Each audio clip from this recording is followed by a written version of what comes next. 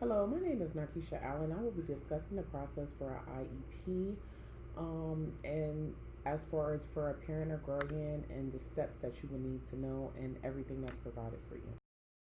The IDEA fundamental component advocates the parent's involvement in the decision making to increase the IEP accountability. As a parent or guardian, you have the right to participate in all your child's IEP meetings. The Individuals with Disabilities Education Act, the federal law governing special education, lists parents or guardians as the first on the list of required members of a student's IEP team. In 2017, Siegel argued that parents or guardians are essential because their engagement involves their input concerning valuable information for children, such as strengths, weaknesses, social behaviors, etc. On the other hand, all students should be a part of the IEP meeting. However, it is necessary to consider their age, level of disability, use comprehensible language, and recognize learners' participatory for successful inclusion. According to iris.peabody.vanderbilt.edu, at a minimum, an IEP team should include the student, when appropriate, a parent or guardian, a special educator, a general educator, a school or district representative knowledgeable about specially designed instruction, the general education curriculum, and resource availability, a related service provider, someone who can interpret the instruction implications of evaluation results, and other individuals based on the needs of the student in question. The federal laws and regulatory bodies governing the education for all students has evolved. Students usually start their careers with different academic and functional needs. For some students, their needs are guidance from professional teachers who can increase their knowledge and understanding of the environment surrounding them. Each student brings a different need to the classroom, and all met by trained and qualified teachers. Even though that is the case, some students usually have unique needs that are unusual for the students of their age and may need special education services from individual education teachers. In case this happens, the teachers, parents, administrators, or counselors usually notices the consistency at which the student problem persists, which activates the need for intervention. In case the student problem persists after intervention in the regular education program, the school may need to take the next step, which involves referring the student to the special education evaluation process. Referrals to determine the eligibility of the students for the special education services is usually initiated by the child's parent or legal guardian, the school administrators such as the general and special education teachers, and school counselors. IDEA requires that students referred for special education services receive an evaluation that is unbiased and multi-factored. The referral process is immediately completed. The school district is mandated to evaluate within 60 days.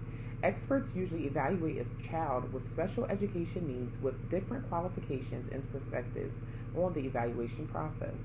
The evaluation process involves both the observation and testing to determine the special education needs for the child. The evaluation's primary purpose is to help the IEP team determine the special education needs for the student and the services required to provide special education to the student. According to IDEA, each child has the right to access a free, appropriate education program. Provision of special education for students with special needs is one way to make sure students with disabilities access free, appropriate public education.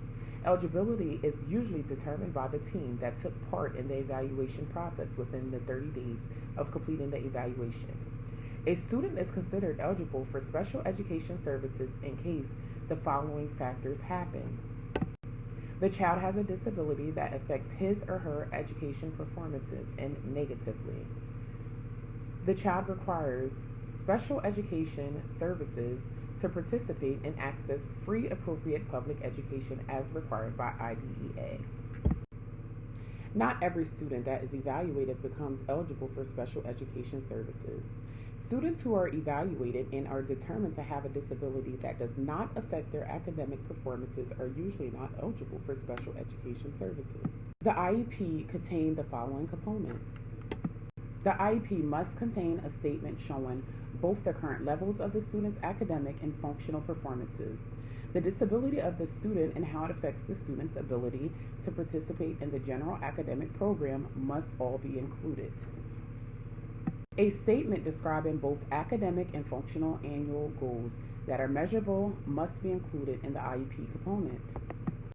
The IEP must contain a statement describing how the student will progress towards meeting both the academic and functional goals as determined by the team, how the annual goals set for the student will be measured, and how often the progress will be evaluated and provided to the team.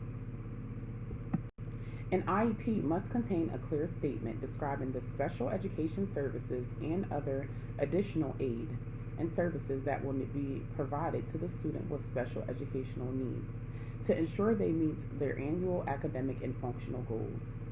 The IEP must contain a statement describing how the student's program will be modified to enable him or her to attain and progress appropriately toward the achievement of the determined functional and academic goals.